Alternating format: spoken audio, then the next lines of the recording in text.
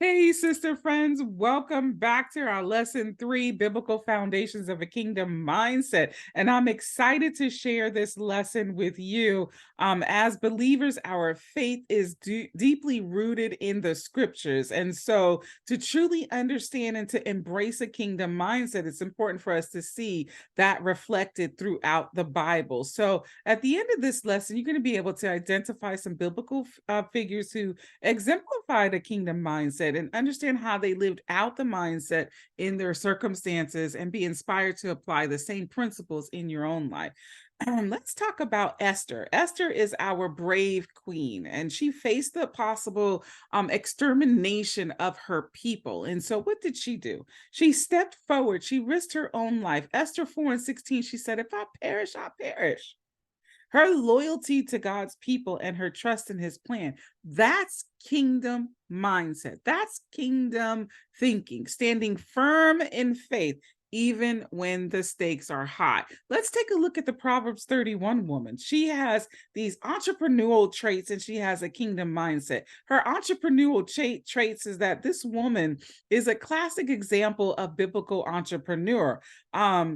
In Proverbs 31:16 through 18 and 24, it highlights her business acumen. She considers a field and she buys it. Out of her earnings, she plants a vineyard. She sets about her work vigorously. She sees that her trading is profitable. She not only engages in real estate, but she also engages in agriculture and merchandise.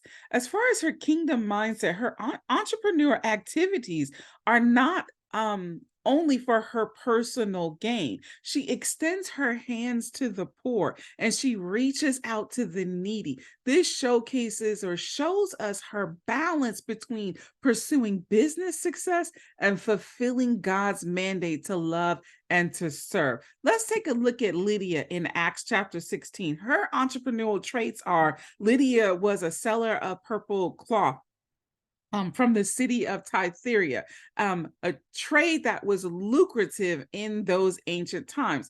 Purple dye was expensive and it was coveted. And so her engagement in this business implies that she had a good sense of the market. Her kingdom mindset, well, upon her hearing the gospel from Paul, Lydia and her household were baptized. And then she urged Paul with his companions to stay at her house to showcase hospitality, which is a kingdom value. Her business success didn't deter her from recognizing the truth of the gospel and aligning her life with God's purposes. And we have Dorcas, known as Tabitha in Acts 9. And she, while the Bible doesn't explicitly label Dorcas as an entrepreneur, her skills in making robes and other clothing likely meant she has some form of business or trade. But Dorcas was known for her good works and her acts of charity.